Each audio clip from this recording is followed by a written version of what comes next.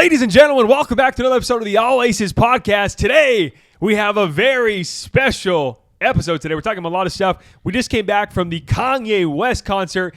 Yeezy jumped over Los Angeles. Tell them about it, Dan. What was going on? First of all, we got to make the clarification. We went to the original date, which ended up being the second night of the concert. And that's a big difference. Big. That's why I had to specify. We didn't go to day one. We didn't go to Wednesday, April 1st, which was added on later, by the way. We went to the main night, the main concert. We secured the tickets. And honestly, all the people, if you went to the Kanye concert night one, I don't know how you're dealing with yourself right now, because if I was in your shoes, I would have already ended it for myself. That's how much of a difference it was. You know, baby. You got to know, what are you going to expect? The concert was on Wednesday. If you go to a concert on Wednesday, you shouldn't be expecting anything crazy. I do know it's Kanye West, but it's on a Wednesday. It's on a weekday. No one has Wednesday off. If you have a job, there's no way. And on top of that, it was an added show. So Wednesday, added show, weekday. What do you expect? Yeah, I think it was still a cool experience. You still got to see Kanye. He still performed his songs, so that was cool. But if you compare it to what happened on Friday night, honestly, what happened Friday night, magical, no bullshit. It's probably gonna go down as one of the best performances on the world, up there with the Michael Jacksons. And if you're kind of like a youngin' and you never see I didn't grow up watching Michael Jackson perform, but there's this famous video where he does the moonwalk for the first time. Have you ever seen that video? Dude, there's people fucking fainting at the concert when this dude hit the moonwalk for the first time ever, singing Billie Jean and shit. It was insane. And to be honest with you, I think that Kanye concert, that performance, from everything from production, the music, and everything he did, the guests and all that stuff, which we'll get into right now, it is going to go down in history as one of the most legendary concerts that ever were performed on fucking planet Earth. That's how crazy that show was. Absolutely. And I would say it's top 2 for me. The only reason why it's top 2, you give me a look. This guy, man. This guy's he's a Drizzy lover, bro. The only reason why I'm a Drake guy too, though. I haven't meant to Drake yet, but I get it. Just so you guys know, everyone on the production set right now is shaking their head because they know exactly what I'm going to say. But top 2, because the Drake concert will always be number 1. Drake is number 1. He's the GOAT for me in my life. There's no one above Drake. But number 2, very close second, is going to be Kanye West. That set, production, the guests. He had Miss Lauryn Hill there. CeeLo Green, right? Yep. Travis Scott. Travis Scott was there. Travis Scott's my number 3. Dude, favorite person. Honestly, when Travis Scott came out, we're big Travis Scott people. When he came out, because there was rumors. So let me preface this too. So night 1, he only had 1 guest. Day 2, night 2, the original day, he had 6 or 7 guests. So if you're watching this at home and you're wondering what happened night 1, right? Yeah. Night 1 was still a great show. He still performed a lot of the great songs. He missed a couple of them, but he had Don Toliver. And if you know Don Toliver and you're in with the stuff right now for the hip hop hits, Don Toliver is popping right now. He has E85. He has he has a ton of bangers. There's a bunch of them. I don't know the exact names of the songs, but I promise you, if you turn on the radio, you're gonna hear some Don Toliver. So it was a great show. But to have some of the legends, Lauryn Hill, Miss Hill, then to have Travis Scott in the flesh, Fiend, just go crazy with it.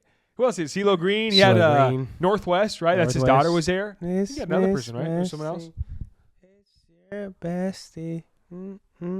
Yes, have you heard that song, by the way? No, you've never heard the Northwest song? Oh, you're a D1 hater, bro. That's all it is. You're just hating. She has a couple bangers. She played her bangers.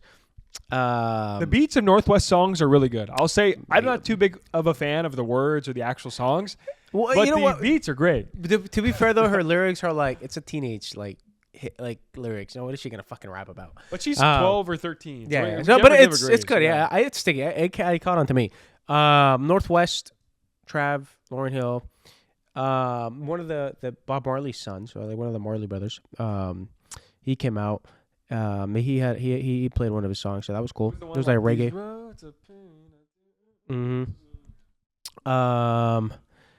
Who else? I'm missing one person. Let's try not to. I'm missing one person, dude. Who the fuck else? Dude, I mean, that's how insane it was, dude. There was I don't remember a concert where people bring in that many guests, but on top of that many of high caliber people. Sometimes you get one high caliber guest, but it's not always that you get a fucking sea of fucking A-listers that have a bunch of fucking bangers. So that was crazy. Another thing too that I thought was really interesting about the whole Kanye concert is when we were sitting when me and Brit got to our seats, it was interesting because there was like some old ass people. Now, no hate, dude. If you watch this, like, I'm about to be 30 this year, so I can't even be talking too much. But there was a guy in his 40s, super cool gentleman. He was vibing out. And I didn't think about it then because you're just kind of, you get there, you're talking with people, you're like chilling, everybody's fucking hyped up. Because this concert started earlier than everybody said it was going to start at 9, but it started like at 8 something. So we're sitting down, talking about Kanye, whatever. And the concert just kind of fucking started. And I didn't even think, like, later on, I started thinking, like, dude, why was there like hella old people at the concert? But then I realized that, like, Kanye had just literally been making fucking bangers for like almost a quarter century, dude. So the people that were like in their 40s there, that was like prime Kanye when they were like in college. And I was like, yeah, dude, if I was in college, bro, you're listening to fucking Kanye and you're listening to like vintage Kanye, So it was really cool to see that. And also too, it was cool to see that there were some really young kids like that were sitting next to us. They were like, they were 20, they literally had just turned 21, they were saying. And still, but it was cool because they knew songs that they weren't even fucking born when the song came out. And which is crazy to think about. And they knew it bar for bar, So it was a dope experience. Shout out to the man Kanye, man. He put on a badass concert, dude. Do you think, if you're watching this at home, do you guys think there's a difference between sitting in the actual seats compared to the floor seats? Because here's why I say that. I prefer sitting on the floor seats only because when I went to the Drake concert, I didn't sit at the floor. I sat upstairs, and it was the most, to me, awkward thing to sit next to people that were right here, just because like you kind of want to vibe a little bit, right? Like you want to vibe, dance out a little bit. And I had, mind you, Drake, 21 Savage are vibing out. I had a very older gentleman, really respectable, white gentleman, white dad. He had 2 little kids there. And once 21 Savage came out, all of a sudden it started going nuts. And the dad was just a little bit. Wait, so was the dad there because of the dad, or was the dad there because of the kids? The dad was there because of the kids. Okay. But for me, I just felt kind of awkward. I just couldn't let loose a little bit. Next to a guy. I wanted to keep myself under control. So I like being on the floor because if you've ever been to a concert and you went to the floor seats, number one, you can get super close to the artist. And number two, it's free space where you can stand wherever you want. It's like a dance floor almost. It's like a dance floor. Yeah, you can totally vibe out. That's my reasoning, but what do you think? I think, so with the whole dad shit, like, I think it's a luck of the draw thing. Because, for example, for us at the Kanye seats, we were next to people, and I think it's different, too, because it was, like, because of who the artist was. But there was, like, everybody that we were next to, they were all vibing out. There was, like, a girl behind us that was, like, yelling every fucking lyric at the top of her lungs. Like, every single one, didn't skip a beat the whole time, which was insane. I don't even know how she did that. And then the people to her right, they were vibing, they were jumping around, having a good time. Same thing with the people in the front, same thing with the people in the back. Everybody was being respectful too. So I think, it just depends. And also I think it depends on like how high you are, because to me, like if you're in the lower level, like the 100s, that was cool. Like that's where we were at. That was fun.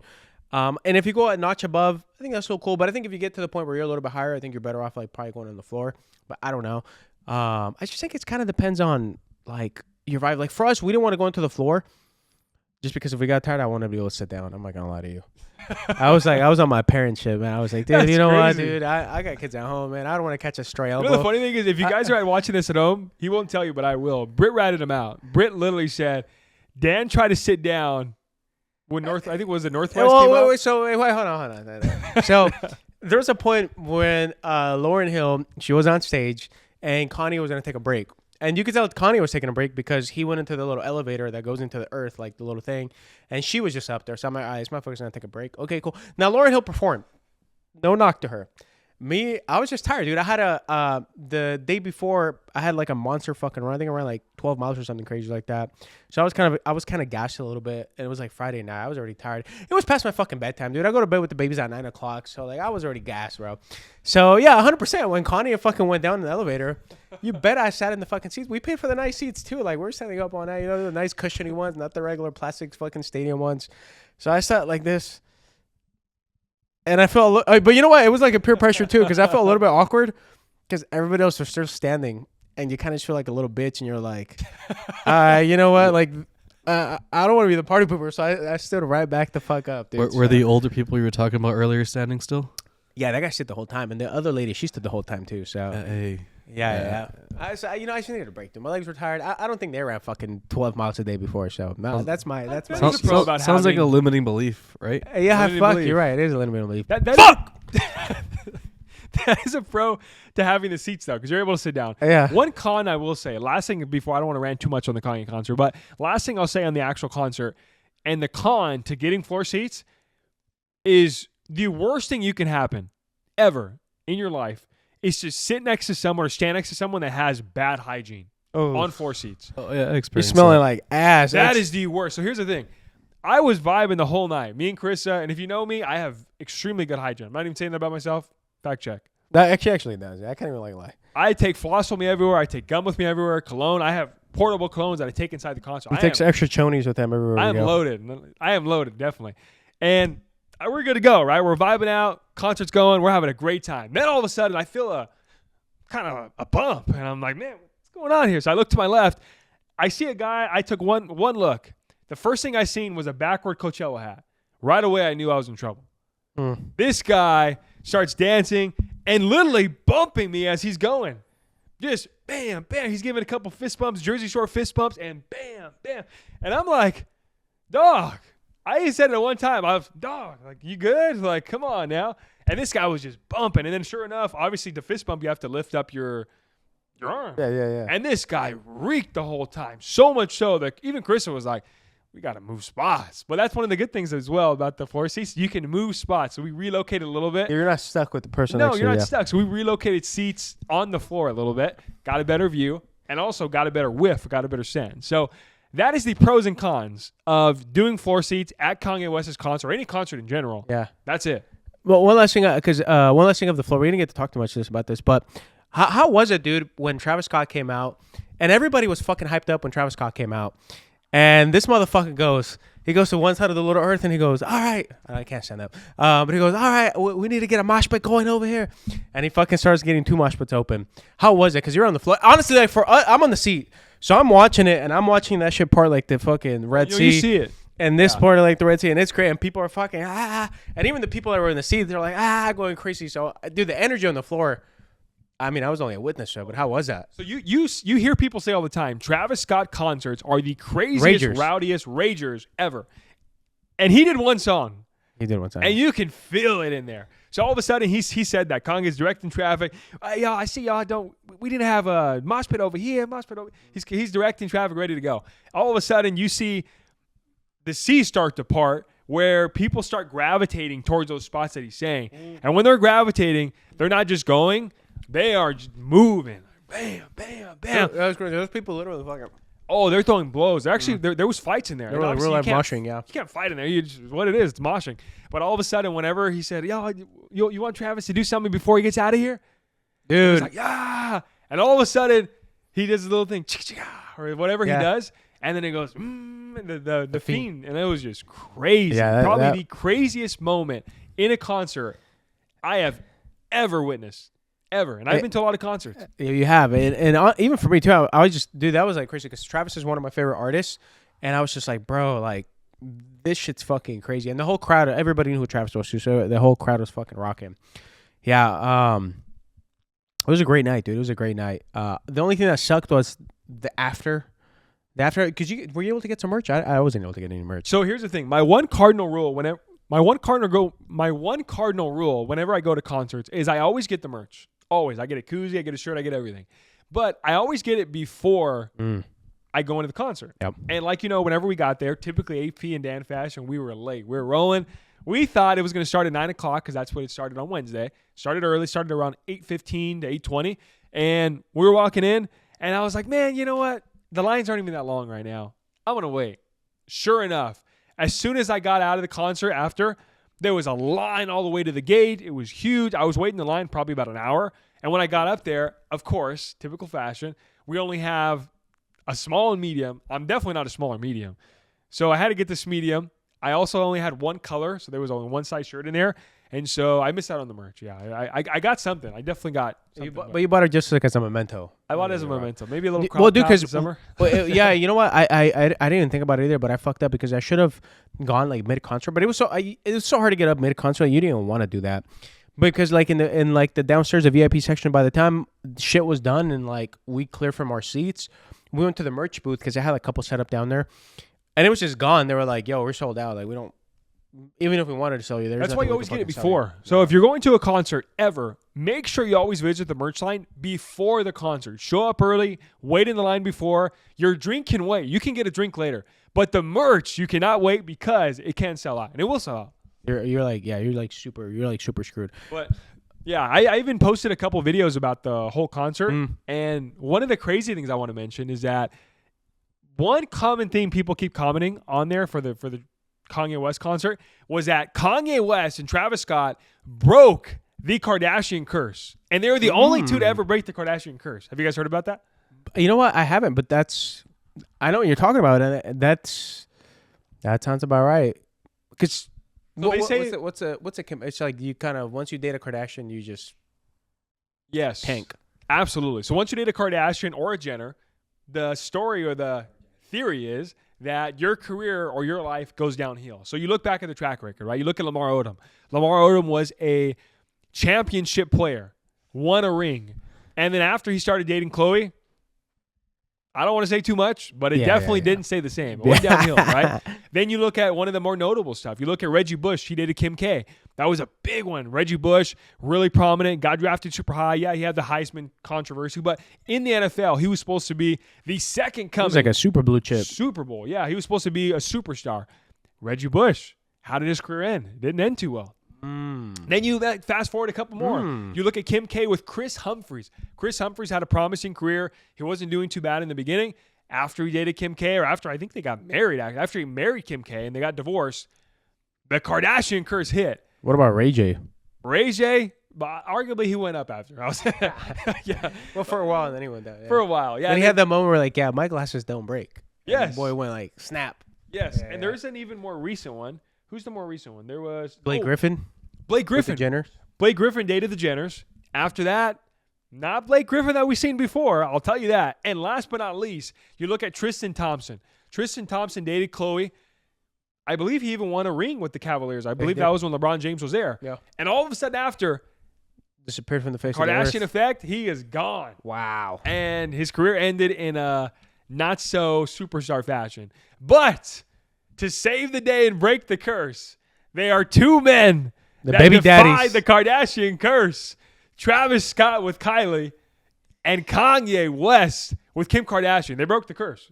They did. You know what? I didn't even know that was like a thing until you brought it up right now. But that is true, dude. Travis for sure broke it because I don't think he has think like when he was dating what was it, Kylie, that was like his Astroworld era, which was like peak fucking Travis. He was doing good, yeah. He was doing good. He didn't fall off after that. But he didn't fall off after that. No, he just, curse. he broke the fucking curse. And then Curse. Kanye, Maybe it's only for athletes though.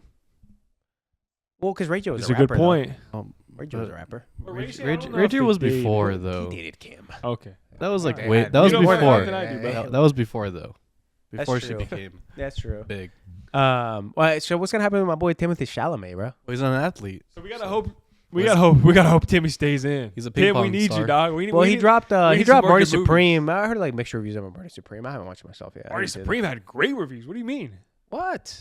You're What? like you're on the bias side of TikTok, bro. You gotta get your news from both sides of the aisle, brother. I've heard mixed. I have a good and I've heard bad of Marty Supreme. I've heard like in the middle too. I guess we're gonna see how Dune 3 comes out, bro. I'll definitely see Dune 3, yeah. But it should be good. So they definitely broke the curse. It was a great night in LA. Overall, Banger if you night went in to LA. the Kanye West concert in Los Angeles, especially night 2, you had a great time. But in LA, some of the superstars were out there. We do know some superstars that are having an upcoming huge event on your weekend, arguably, right? Cinco de Mayo weekend. So tell us about that. What do we have upcoming? What do you mean by my weekend, bro? When's it your weekend, Danny? What's my weekend? Your Why is birthday? weekend? Tell me. I don't know. I don't think it's my weekend. Yeah. So on Cinco de Mayo weekend, there's a big thing going on. Let them know what's going on. Well, of course, Cinco de Mayo weekend, dude, is Super Bowl weekend in the boxing community, right? If you follow combat sports, specifically boxing, the Cinco de Mayo weekend historically, for gosh knows how many years, has been the night that hosts the biggest and most fucking powerful fights in the boxing industry, right? Where they put the two biggest names up against each other. It's usually a championship fight, or they're fighting for the belts, unification of the belts, whatever. And this year we have a very close person to us at Academy West Insurance. in the card, and not just in any part of the card.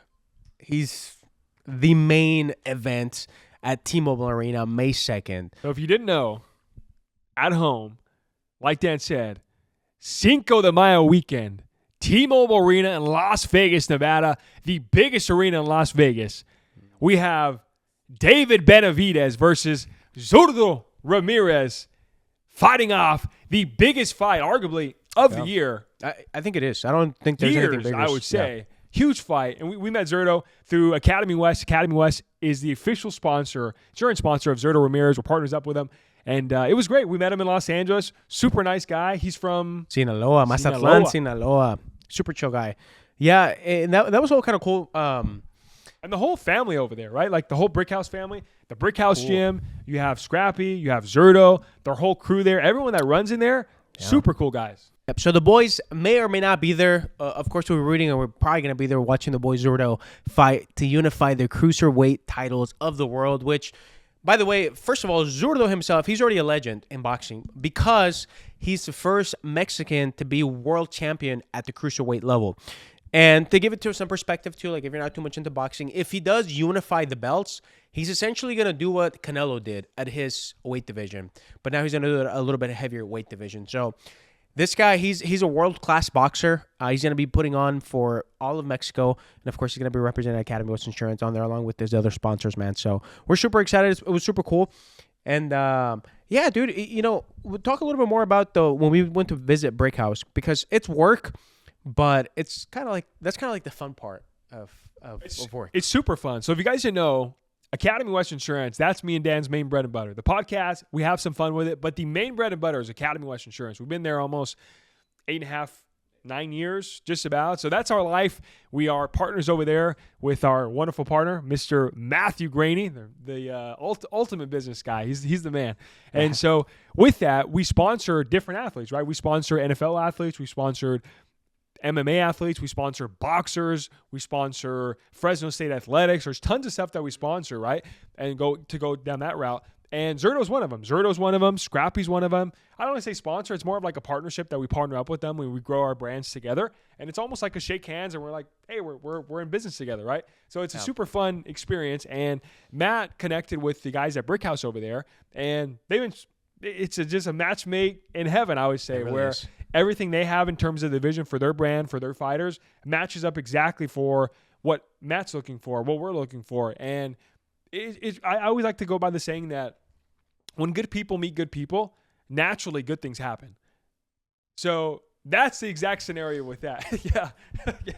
So that's the scenario it's been with there. So it's been real fun. To your point, that is announcement. One of the big podcasts that we have coming up. We have a couple big podcasts with Scrappy, and we also have with Zurdo. Those are going to be dropping pretty soon, the next couple of weeks, leading up to fight week. And also Scrappy's fighting on that card as well. Same exact card.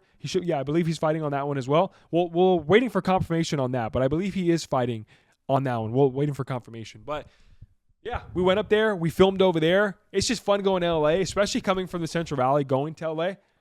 I have definitely discovered a newfound love for Los Angeles that I didn't have before, by the way. No, you know what? This guy started going to New York and he started fucking bagging on the Golden State, dude. I've always been a big fan. I've always been a big fan of LA and San Diego. Like, for me, I'm more of a SoCal guy than like NorCal. Like, dude, Northern California, it's cool, dude. The Bay Area is cool. Like, beautiful place. San Francisco, beautiful place. It's really cool.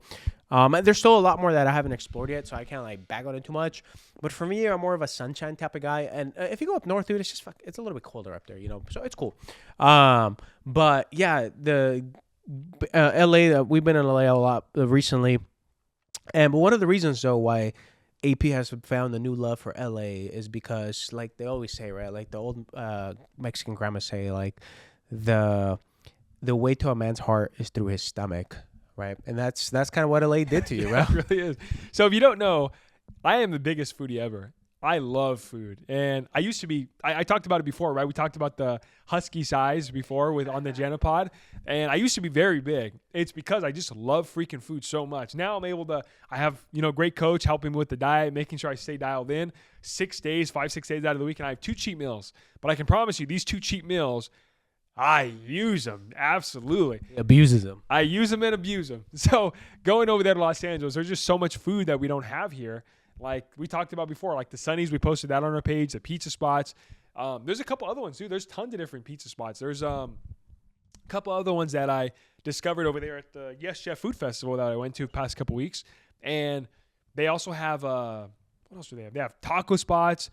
What about, you know what, dude? You know what interested me? I didn't even get to ask you about this yet. It was the Philly cheesesteak spot. You posted about it. How was that fucking spot? That looked crazy. Oh, it's absolutely crazy. So cheesesteaks by Matu is the new and improved, the new best Philly cheesesteak in Los Angeles. This thing is gas. From the bread to the meat to the cheese, even to a little bit of the peppers they put on top. Disclaimer, the peppers are freaking hot. I burned my mouth quite a bit. And they even have beef tallow chips on the side, kettle chips or potato chips on the side that are really good as well. Dude, honestly, my favorite part of that video you posted was just like how you grab that big piece of meat and you put it in your mouth. There was something about watching that on my feed that kind of made my day. But yeah. No pause, dude. I mean it. No pause. I mean it. But yeah, you know what? So we're supposed to go actually after Kanye. I told you, I'm trying to put you on. Yeah, he did, but we just had other stuff to do. We had a freaking soccer game back in Visalis. We were trying to rush back over here to. We made it, by the way, so it was cool. But yeah, LA has a ton of food. The Sunnies was super gas. Everybody here actually got to try Sunnies. That thing was pretty good. It's pretty fire. So that last thing I'll say on that cheesesteak is the cheesesteak spot is not very often that you go to a sandwich shop and the bread's good. The bread's one of the main characters alongside the meat. Usually, for the most part, it's the other way around, right? Where only the meat's good, and you're like, I can probably go without the bread. Yeah. Here, the sesame bread they use, I don't know what it is. It's definitely made with love, and it's really crispy, and it puts everything together. Where they have the meat, and it's just an overall good sandwich. And you know the one other spot that you did put me on though, which I was actually reluctant to try it, but I tried it. Just because I trust your word. Like this guy, the cool thing about traveling with fucking AP is I can turn my brain off when it comes to like the food choices, because like if we're gonna go to Vegas or whatever, any trip we're taking together with this guy, it's super easy because this guy has a full. We haven't even fucking left it, and like a week before, he already has like a full itinerary. He'll send in the group chat. All right, so for breakfast we're gonna go here, and then like there's the spot we can eat in between, and then for lunch we're gonna go here. I already have reservations. And then for dinner here, and he'll flex like it's super hard to get reservations, but hey. Your boy AP. And this guy, he does. You know what? He does get fucking, like, it could say booked out. Like, I'd be like, yo, this shit's like, oh, fuck, but we're not going to be able to get in there because this shit's booked out. And he's like, let AP handle it. And then I don't fucking know how he does it, but then he'd be like, he'll send me, like, the email confirmation for 4, because it's usually, like, us, you know, me, Brett, him, and Krista. There's my track record, by the way. So if you're watching this home and you're like, I call cap, right? AP's eating at Fort Charles. Wait, hold on. But tell people about Fort Charles, because you gotta fucking know ball to understand the because there's a Jackson Dart story with Eli Manning and Chip. So because that's how hard it is to get in. It is. So tell a little about that, because the people that don't know ball, like, because I didn't even know it because you were telling me about it, and I knew a little bit about it, but I didn't really know until you knew. So if you don't know what Fort Charles is the most exclusive restaurant to get into in all of New York City, possibly the world. So much so that when Jackson Dart got drafted, Eli Manning told him, hey, you know what? I'm the king of New York, previous king of New York. Anything you need, let me know. I got you. You need a favor? I got you. You have my number. And then this guy, Jackson Dart, texts Eli Manning, hey, can you get me a reservation at Fort Charles? And the rumor has it that he could not. He said, no, I can't get you a reservation at Fort Charles because it's so exclusive. And when you walk in there, you can tell it's exclusive. You can't get a reservation. If you look right now on Res here, Open Table, whatever it's on, I guarantee you there are no reservations. You just can't get it. You can't get it unless you're AP, man. I'm telling you. So I've been to Fort Charles. There's also another one called Don Angie's. Don Angie's has the best lasagna in the world. In the world. AP's gone there. Where else have I gone? Where else is another big one? What about the new one here in Santa Monica or LA? My God, I just went to it for Valentine's, bro. That one was like crazy to get into. That one I found out was not as exclusive. Really? Yeah. I thought it was. I got roasted in the comments. They said, actually, there's reservations right now. But, I mean, it's a good spot, but I think it was just... It was because it was still hyped, though. Yeah, so that's the most exclusive one. I would say that's the most exclusive restaurant I've got in all the main pizza spots in New York City. Those you can get them, right? You have to wait in line quite a bit. But Ceres, Mama Two's, Lindustry, I've gotten Prince Street. I mean, those are not super exclusive, but definitely the one on my resume is Fort Charles, Don Angie's. Because Fort Charles, too, it's not like you planned months ahead in time to get the resi. It was like what? Like maybe a week before? I would say about a week, maybe a couple of days before. Yeah, which is like insane. AP snipes. I'm just a sniper when it comes to the restaurants. Yeah, he's really good. And you know what? Actually, we've even gotten to one of the most prominent fucking steakhouse in Las Vegas, one of the most historical steakhouses in Las Vegas, the Golden Steer. So if you don't know, the Golden Steer is a little bit off the strip. Golden Steer, Bazaar Meats by Jose Bazaar Meats. Meats. Also, too, in New York, I forgot to mention, AP's gotten into Carbone. That Carbone, that's right. Easy. That was a good clout one. He's always busy. That's fun. Good vibes. I got into Emilio Bellado's. That's another really hot spot in New York City. If you know, you know. That one, pretty much name an exclusive restaurant in New York City in the comments down below. This is like it's almost like his kink. Like he tries to get in when places you can't be in it, dude. Yeah, and he succeeds. You know, he succeeds. So, yeah, man. Shout out to the boy AP, dude. Everywhere we go, this guy he's got the hookup on the food. You don't have to worry about the menu with him. He's getting the reservations off resale, huh? I should probably sell my golden thumb for my reservations. That is so good. What are your next stops you want to go to? My next stops? Like your next restaurants, foods, places. Ooh, okay, that's a good question. So I have a couple that I want to try next. There is a shawarma wrap. It's called, let me get the exact wording here. There's a shawarma wrap called Mia Shawarma in Los Angeles. And it's supposed to be the best shawarmas. Like this guy went to over there where shawarmas originated, whatever country or whatever region. Where's that up? I'm not too sure, to be honest with you. I think isn't Greek. I'm not sure, not to be disrespectful, but like Well, it's also Middle East though. I'm pretty sure it's in the, Mediterranean. I'm pretty sure it's in the Middle East. But I went to the SCHEF Food Festival and I went early. I had a VIP and the line was insane. I couldn't wait for it. It was just too long. I had too much other stuff to try. So that's on my first list. Mia shawarmas. That's number one. I also want to try. What else do I want to try? Oh, you actually remember what I was talking about. I was talking about the coffee spot that I tried. So Dunsmore in Los Angeles only makes, I believe, 12 or 15 of their burgers a night. So you have to get there early, right when they open, order it. Well, what else do they sell though? They sell pastas. It's American pasta cuisine, I believe. But I am dying to try that burger. Classic AP, bro. Classic AP. I would say that one. And there's also another one called Apollinia's Pizza in Los Angeles. That's another big one I want to try. That one's not crazy exclusive, but you do have to get there a little bit earlier. So I would say those are the top three I want to try next. But yeah, going back to your coffee shop. Yeah, the coffee, it's like a trendy one. It was like a hyped up one. And here's the thing about hyped up coffee shops is that, especially when you're out traveling, I would say a good 50% of the time, these hyped up coffee shops, they fucking let you down, dude.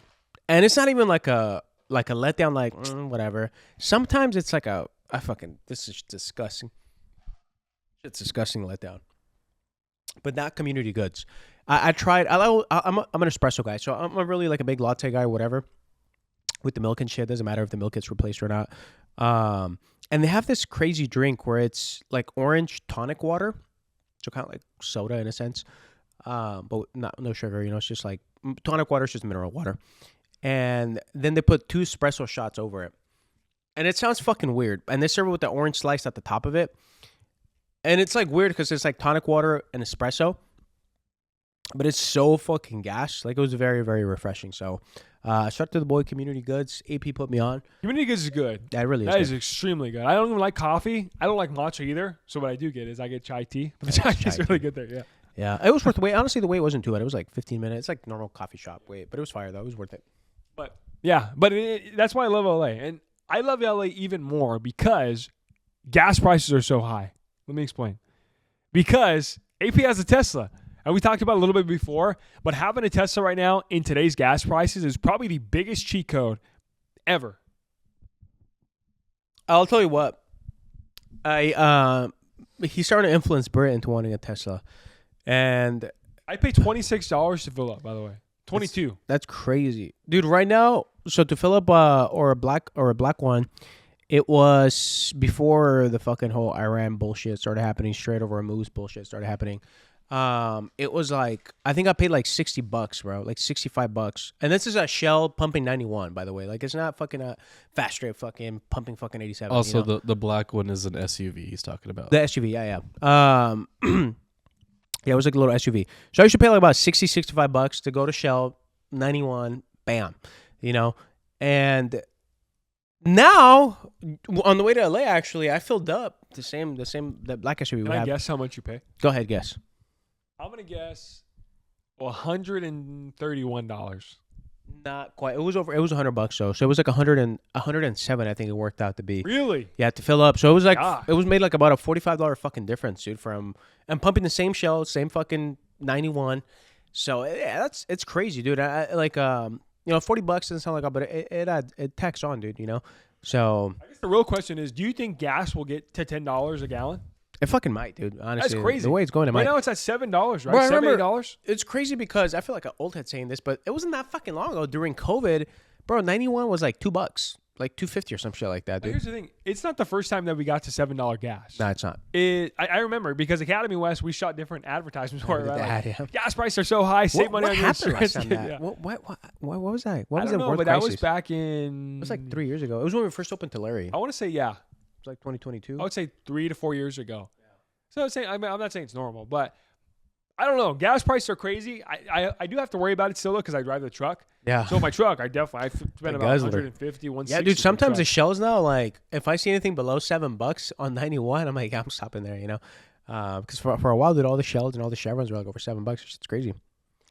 But yeah, we might get influenced to switch over to the Elon Musk family, bro. I'm telling you, Teslas are so worth it right now, especially because of the gas. But I don't know. I mean, maybe they're gonna raise up the price for Tesla because they know so many people are gonna buy them. Yeah. Very well possible. But I use it everywhere. I go to LA. I went to actually last time we talked to you guys, we went to the opening day. That was one of the big things I was gonna go to. I went to San Francisco opening day. By the way, this is a shot at you, Mark. By the way, because Mark's a Giants fan. Oracle Park and the Giants have the worst MLB ballpark in the league. It's almost like prison food. That's insane. What do you have to say about that, sir? You said ballpark. You meant food. He meant the ballpark food. The ballpark food. What's Not that the ballpark food? You said ballpark, bro. It's prison food. How You're about stretching. You're stretching. Well, dude, so first of all, they got clapped because they have the fake 9x9 challenge, bro. They're not the only team that has that. They're not the only team. Someone pitched it to MLB and they're like, "Oh, let's put in these." It's that? not their So choice. someone jumps It off the wasn't cliff. their Are you going to choice. jump too? Did I say that? Did I say I was that? asking, I didn't bro. say that. That was a question. I didn't. That wasn't a statement. It was a question. Nah, he doesn't know what he's talking about. That's funny. But here's the thing. Okay, well, first of all, what did you try? Where were you sitting? Like, give me a little more context, because right now it's like I'm left hungry for more, bro. Yeah, so whenever I went there, opening day, first game of the season, Yankees versus Giants, I sat right behind home plate, or Yep. right in the premium seats. They call it the Audi Dugout Club. And you get access to all kinds of stuff, a premium lounge. Premium lounge is the worst one I've ever been to, by the way. It had one chicken kebab. What? It had How many premium lounges have you gone to for ballparks? Doesn't matter, bro. How many? Let me fact check. How many? I've gone to 2. Okay. Well, but, It's 50-50. No, but here's the thing. The one that I gone to at Yankee Stadium, Mondo can attest to this. Mondo seen the videos. It has an ice cream bar, a cannoli bar. It has a kosher section. Picture the largest buffet. Picture Sizzlers, hometown buffet. Picture Golden Corral. I've In never a been there, baseball bro. stadium, but a really high quality food. They had low bells in there, prime meats.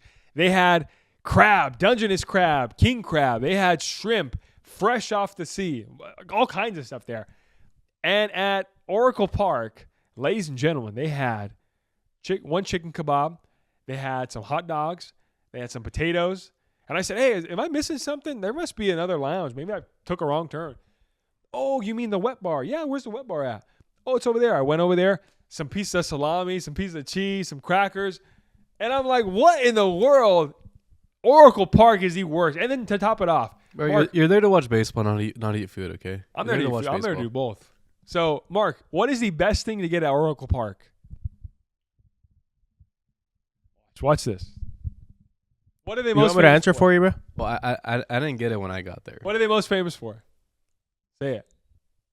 Lob. It's The lobster roll, right? Yes, the lobster sandwich. It tastes like prison You food. don't like seafood though. I tried it. You don't like seafood. Crystal likes seafood, and she said the same thing. It was horrible. So I can tell you what it tastes like. Have you ever went to the 99-cent store? You're super down bad. Go to 99-cent store. Go to the Dollar Tree. Get a can of tuna, and get a can of bread, or get a roll of bread. Put that together in the parking lot. Put it on the cement. Don't even use a plate. Pick it up and eat it. And that's Oracle Park lobster crab sandwich, whatever it is. It was the worst thing ever. This guy's just a certified hater. And then I tried a couple of their BDS sandwiches. I tried their barbecue sandwich, their brisket. That was pretty good. I'll be honest with you. That was pretty good. Yeah, it wasn't good. I wasn't happy. At Yankee Stadium, we have Lobel's Meats. We have the Aaron Judge 99 Wagyu burger. We have garlic bread. We have tiramisu caps. We have chicken. We have ice cream in the form of chicken. Can't get any better. Bro, you're comparing the Yankees to a poverty franchise, bro. Dude. What do you expect?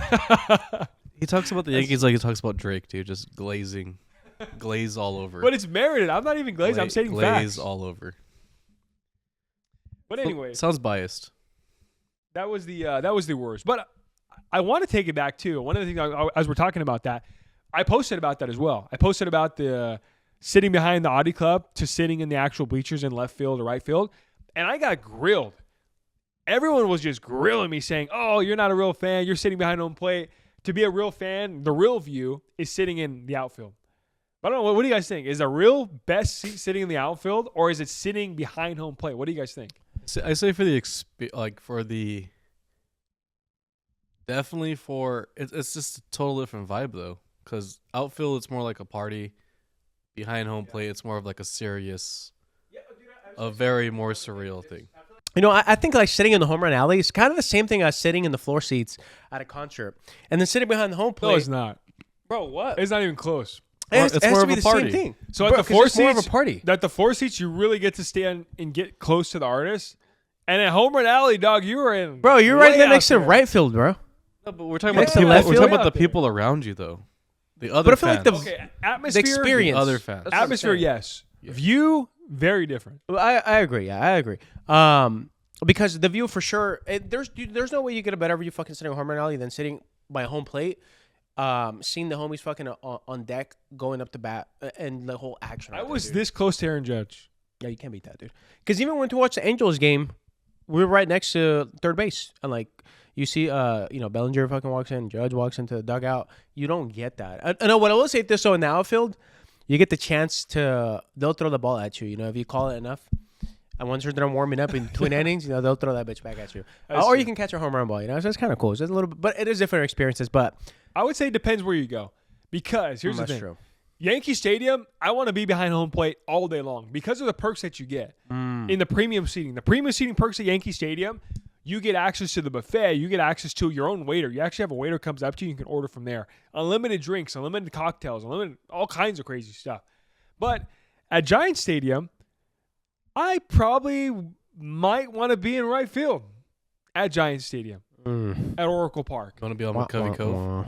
I will be in McCovey Cove because you'll probably get better service and better food in the water than you actually do in the stadium. You're capping, dude. Yeah. You know what? I haven't experienced that one yet. But so I I'm will gonna say, sit out. at Oracle Park, being higher and also being in the outfield, you do get better views because you can see the whole park, number one. And number two, you can also see the McCovey Cove. You can see the water there. Ocean stuff. It is nicer, yeah, for sure. Yeah, it is. It is a pretty go to location. Were you talking to Aaron Judge? I said one thing. You said don't strike out? So when Aaron Judge went up, all I said was, Bulldog born, Bulldog bred, Bulldog till the... And he's supposed to finish it, but he was locked in, so he didn't finish it. But He locked okay. it, locked in. He was locked in. He was locked in, dude. He fucking, Yeah. especially the second game. Not the first game. He went the first game. Yeah, he wasn't locked in for sure. Yeah. Okay, yeah, that's besides the point. But on the topic of baseball, we talked a little bit about earlier about Academy West Insurance. That's our main bread and butter. On the topic of baseball, our newest partnership that we have is pretty exciting because it's right here in our own backyard of Visalia, California. The Visalia Rawhide are officially partners with Academy West Insurance. We're excited about it. Yeah, it's super fun. You know, we've done local baseball teams here in the past, and the Rawhide reached out to us. I kind of seen some of the badass work that we did for another org here in the Valley, and they were super hyped up. And they kind of reached out to us and they're like, "Yo, what's up? Can we work together?" Honestly, credit to them. They did the research and they realized that we had a ton of locations over here in the South Valley. And I'm sure through research too, they probably realized that both of us live here in Visalia. So they reached out. We kind of met up with them, and it's been really cool, dude. Because I will say this, so like to give us a little bit of a like pat on the back, like all the stuff that we've done with some of these brands. All these brands, like, they come with you with, like, a menu of stuff that they have. But we're always, like, even to this day, even though, like, there's a ton of money coming in, we're still, like, super, like, fucking manic about getting, like, the best bang for the buck and what's gonna get us, like, the most eyeballs. So it's really cool because whenever they come in and they have, like, this little deck of stuff of the preset items that are for sale in terms of advertising, we found something. We kind of devised, like, a whole another strategy that we thought was really cool. And was kind of like a lot of teams were leaving meat on the table. Even some professional MLB teams they haven't even monetized this on their end. So if they start monetizing it, they got it from the boys, by the way, because we're the first to do it. So it's been really cool. We pitched them. They were like, "Okay, perfect, let's do it." We're like, "Yo, this is what we need." They're like, "All right, no problem. You can do whatever you want. Like, we love it. You guys do badass work.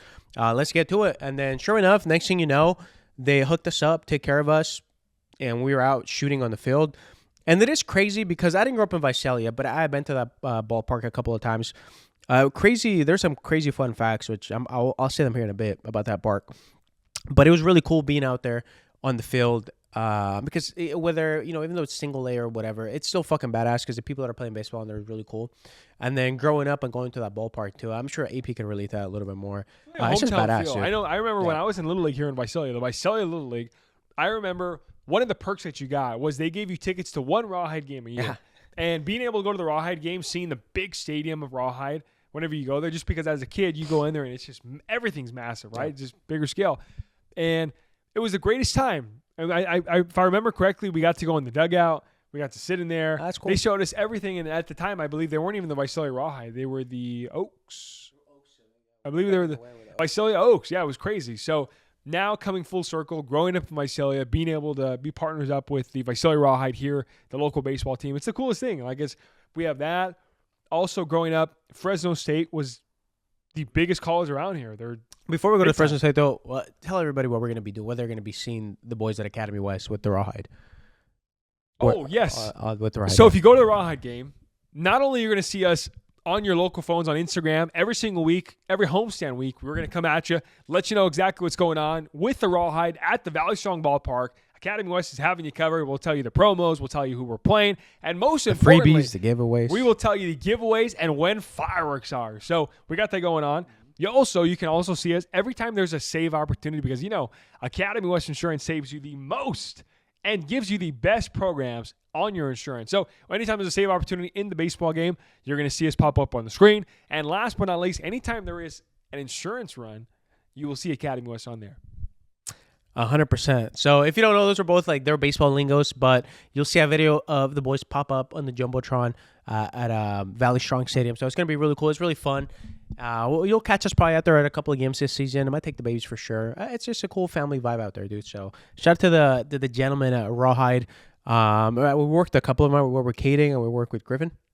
So shout out to the boys, man. Shout out to Caden. Shout out to Griffin. Hoosiers. He knows what's up. Yeah. So. But it's cool. It's cool working with brands that you grew up seeing because, like I mentioned, Rawhide, and then right now currently with Fresno State. Like working with Fresno State Athletics is huge. It's massive.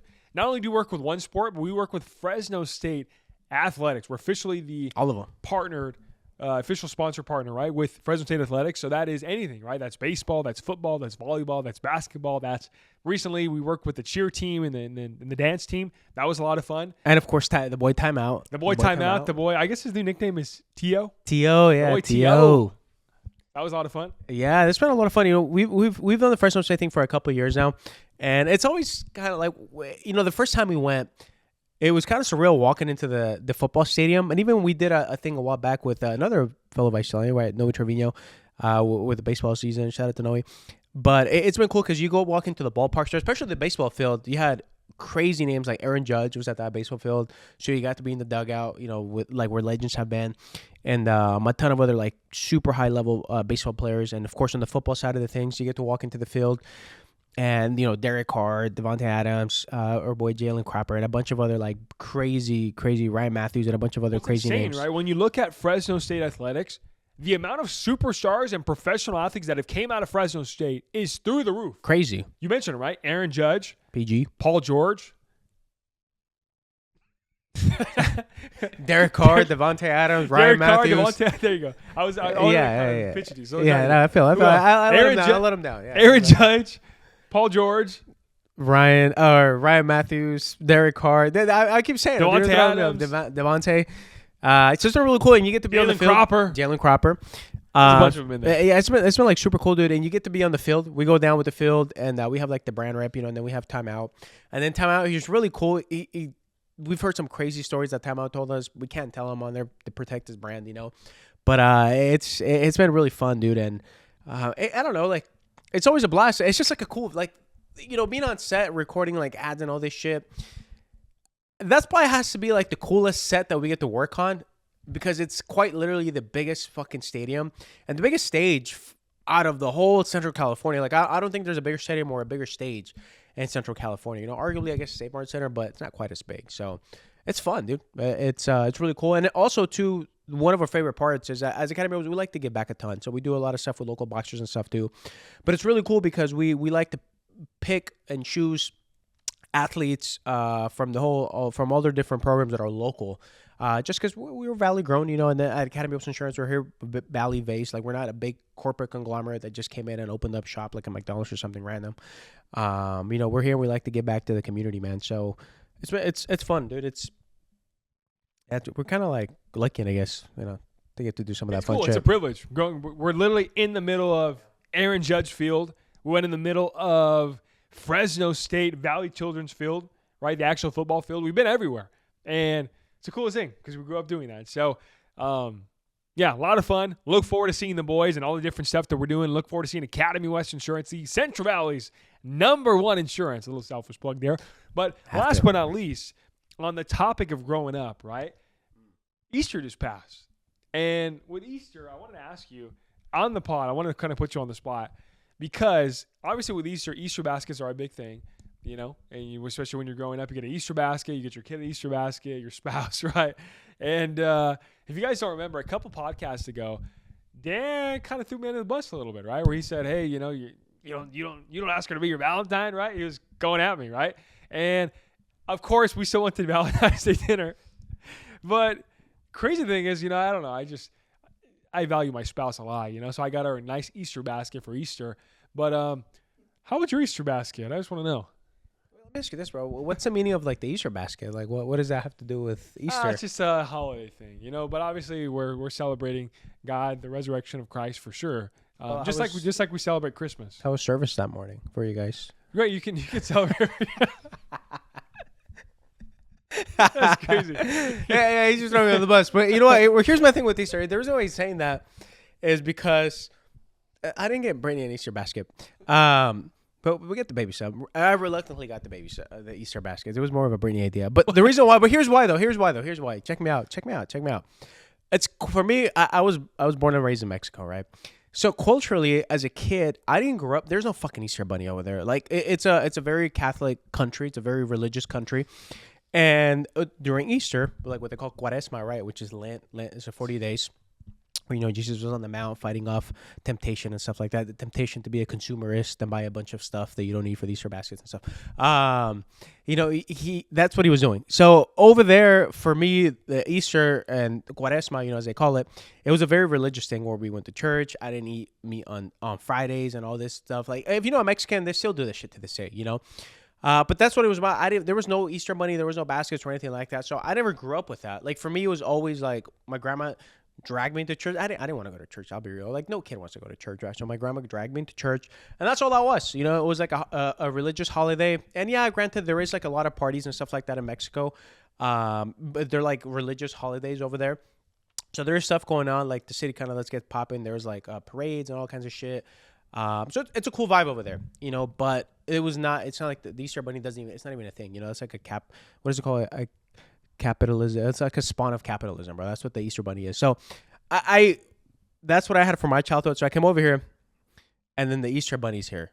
And I don't like. I never bought into the propaganda, bro. Why do Like, you say it like I that? never bought into the Easter Bunny, bro. You Like, say the Easter Bunny's here, like he shows up at your door. Like dude, Santa well, Claus. he kind of did, bro. Like, you can't escape it. Like, all of a sudden, it's fucking February, and you see Easter shit in Target and stuff. You know, it fucking comes to you, bro. Like, you can't get away from it. You were against. You took Getting pictures your- with the bunny though.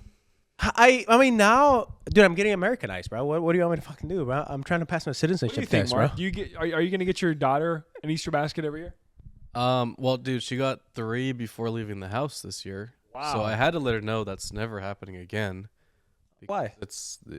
Easter is not for like multiple baskets. You don't need multiple baskets. That's for true. I've Easter. always been a remember the season guy. Remember the reason for the season. I do agree with Mm. that. I'm just grilling you a little bit on the whole basket thing. Like, see, growing up for me, like Easter baskets weren't like a really big thing. Like I would get like video games in them, but Oh, that's nothing cool. like nothing crazy. Yeah. You got video games I in your got basket. video games, What? and candy Hey. and chips. You're Yeah. gonna see. So okay, hold Yeah, on. Let's dude, pause yeah. real quick. How privileged Mark- is that, by the way? Let's go from 1 through 10. How privileged is to get video games? Mark on Easter literally basket, said, dog?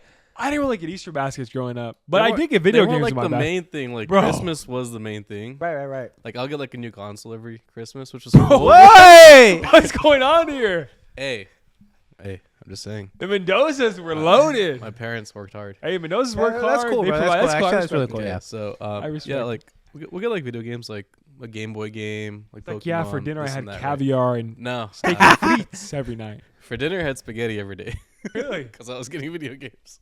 But no, That's yeah, a good she trade-off, got, though. she got 3 baskets, but I was like, why does a baby need 3 baskets? You know what? Next Actually, week. it's funny. I have a table at home that's like full of like, I don't know how many. Well, because we have 2 kids, so it's just like a bunch of fucking baskets. We're really great for all this stuff. What but are we gonna do with the baskets right now? Like, that's a good point. I have baskets at home that I'm not gonna ever see again.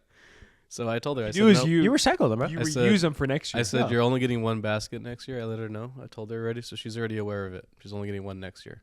Oh, that's cool. What's the worst thing you hated growing up to get in your Easter basket? So if you're watching this at home, what's the one thing that you got in your Easter basket that you were just, you threw it away right away, and you were like, man, this is the worst. You know, bro, my Mexican is gonna show I never got Easter baskets growing up. Got it.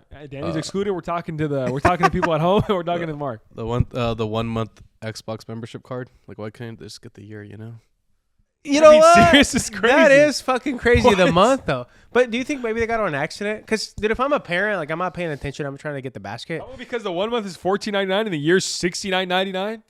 That's What? true. How much? The year was $69.99. Yes, it Wow. was $60 plus. You're But if you grateful, think Mark. about it, though, if it's you're saving more money in the year. But if you don't have $60, That's what they can't want buy you to it. believe, bro. That's part of the marketing, bro. It's expensive. I remember growing up, Xbox Live. You know, you got to play with. You got to play with Hey, yourself. you know what? You're not playing with We people. couldn't online. afford we It's couldn't afford crazy. Xbox Live, so that's why I got a PlayStation because that shit was free back then, bro. Actually, was I was goated. That was the cool thing about it. It still is. That's crazy. good. Damn, Yeah, the 1 month Xbox card. that was the worst thing you got.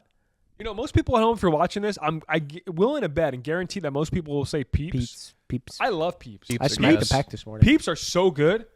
I don't They're know what actually it is. kind of low calories, low key for what they are. They're like a about marshmallow, that. like a flavored marshmallow. And I love marshmallows, so they're a winner for me. I don't know how people hate them. They're fire. I do want to try that grass candy though that Mondo was talking about. What's grass candy? Bro, so it's Twizzlers. Like, you know how sometimes the Easter baskets have like that grass. Anthony's a looking red Vine guy, so he's gonna automatically hate Yeah, this. I don't like Twizzlers. Man. Oh, he's gonna hate. We're He's gonna team hate Red it no Vine. matter what. He hasn't even tried. He's It's gonna like we're hate Team Drake against Kendrick. We're Team Red Vine. That's a good analogy, but yeah, but it's like a grass candy. So I don't know what it tastes like, but I like to try the weird shit. So I would need to try it. Does it taste like grass? Is that really a thing? I don't know if it tastes like grass. I think it just looks like the Okay. you know, like the artificial green. Yeah, I grass. can do. Even like the licorice, red vines. I don't do the black licorice because it just grosses me out a little bit. Like the fact that it's black and then your whole mouth turns black. It's almost like you're eating ink or something. I don't know. I don't like that filler either. I'll agree though. The black licorice is kind of weird. So if you're watching this at home, you want to get Mark an Easter basket next year, make sure you do not get this guy a 1 month pass for Xbox Live. He's going to be pissed. But aside from that, there's a lot of stuff to look forward to next year besides Easter baskets. As you guys at home, I want to let you know, we're breaking the news here, that looking forward, we have a couple huge podcast episodes coming up.